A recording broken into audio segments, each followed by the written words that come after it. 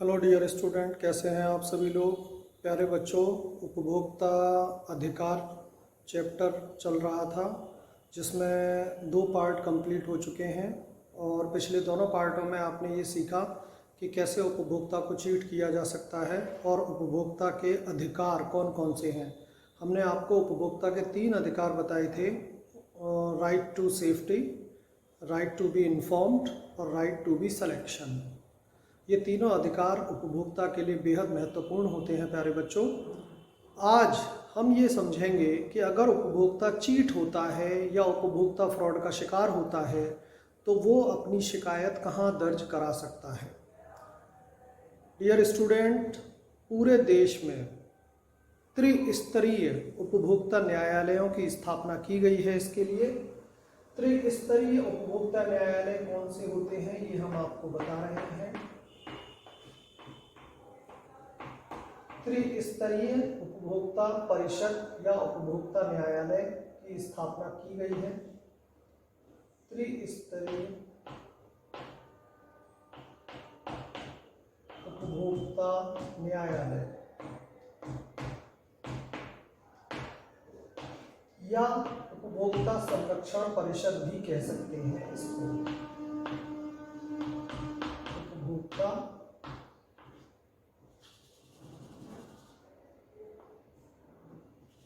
संरक्षण परिषद।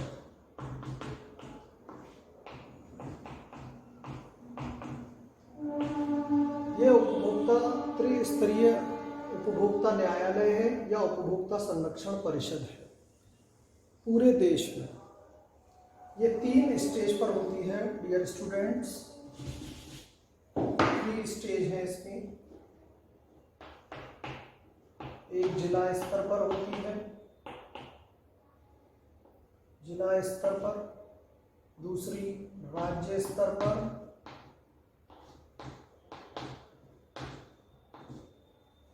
और तीसरी राष्ट्रीय स्तर पर।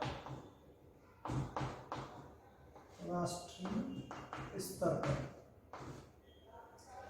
ये 3 डायमेंशनल कंज्यूमर कोर्ट की स्थापना की गई है पूरे राष्ट्र में। जिला स्तर पर, डिस्ट्रिक्ट लेवल पर, स्टेट लेवल पर और नेशनल लेवल पर। जिला स्तर पर 20 लाख तक के मुकदमे की सुनवाई होती है। नोटिस करिए, इस चीज़ को याद रखिएगा, 20 लाख तक के मुकदमों की सुनवाई होती है।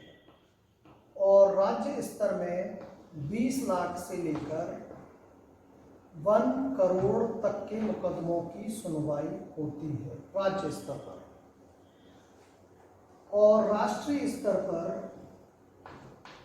1 करोड़ से ऊपर के मुकदमों की सुनवाई होती है। ये 3 फाइनेंशियल आधार पर इनकी सुनवाई के दिए गए हैं। पर ऐसा नहीं है कि सिर्फ फाइनेंशियल आधार है। अगर जिला स्तर पर कोई व्यक्ति शिकायत करता है और उसको सेटिस्फेक्शन नहीं मिलता है तो वो राज्य स्तर पर भी अपनी शिकायत कर सकता है, और राज्य स्तर पर भी सेटिस्फेक्शन नहीं मिलता है तो वो राष्ट्रीय स्तर पर भी अपनी शिकायत दर्ज करा सकता है। तो प्यारे बच्चों, आपने ये देखा कि कोई भी उपभोक्ता अगर चीट होता है तो वो किस किस तरीके से अपनी शिकायतें दर्ज कर सकता है न्यायालय में। बाकायदा उपभोक्ता न्यायालयों को स्थापना की गई है। और एक और ख़ास बात मैं आपको बताना चाहूँगा कि उपभोक्ता न्यायालय में आप खुद भी वकील बनकर अपना केस लड़ सकते हैं या कोई वकील हायर भी कर सकते हैं। ये आप लोगों को छूट दी गई है। तो ये उपभोक्ता न्यायालय या त्रिस्तरीय व्यवस्था है, आप इसको समझें और इसको पूरी तरह से याद करें। अब जो नेक्स्ट पॉइंट मैं आपको बताने जा रहा हूं वो बेहद इंपॉर्टेंट है। उसमें मैं आपको ये बताऊंगा कि एक जागरूक उपभोक्ता बनने के लिए आपको क्या करना चाहिए। जागरूक उपभोक्ता, अवेयर कंज्यूमर जो होता है वो क्या होता है और जागरूक उपभोक्ता बनने के लिए आपको क्या करना चाहिए। देखिए, जागरूक उपभोक्ता बनने के लिए सबसे पहले तो आपको कोपरा का ज्ञान होना चाहिए। कोपरा यानी कि कंज्यूमर प्रोटेक्शन एक्ट, हमने आपको बताया था 1986 में ये बना था। और आपको अधिकारों का ज्ञान होना चाहिए, knowledge of rights, knowledge rights की होनी चाहिए। कौन से राइट्स की? कंज्यूमर राइट्स की नॉलेज आपको होनी चाहिए। उपभोक्ता जागरूक तभी कहलाएगा जब वो अपने अधिकारों के बारे से परिचित होगा। जब आप अपने अधिकारों के बारे में जानेंगे तभी आप तुलना कर पाएंगे कि आपके साथ सही हो रहा है या गलत हो रहा है। और जब भी कोई आप आइटम देखते हैं तो आप ये पाते हैं कि उस पर तमाम जो साइन होते हैं, तमाम साइन, जैसे कि गुणवत्ता के साइन होते हैं, ISI का साइन होता है, इसके पीछे नंबर लिखा होता है, ऊपर नीचे समथिंग नंबर, इस तरह से कभी बॉक्स में बंद होता है। तो ISI भी गुणवत्ता का साइन है। तो हमने आपको ये बताया इसमें कि अगर आप एक्सप्लॉइट होते हैं उपभोक्ता के तौर पर तो आप कहाँ शिकायत कर सकते हैं। और ये भी आपने सीखा कि जागरूक उपभोक्ता को अपने अधिकारों की ज्ञान होना चाहिए। और जो कुछ क्वालिटी के साइन होते हैं, सिंबल होते हैं, उनको भी आप लोगों को देखकर प्रोडक्ट्स को खरीदना चाहिए। लास्ट में आपके में ये उपभोक्ता आंदोलन को आगे बढ़ाने के संबंध में एक दे रखा है पैरा, लास्ट में, इस चैप्टर के लास्ट में। तो मैं आपको ये बता दूं प्यारे बच्चों कि 24 दिसंबर को उपभोक्ता का दिवस मनाया जाता है, नेशनल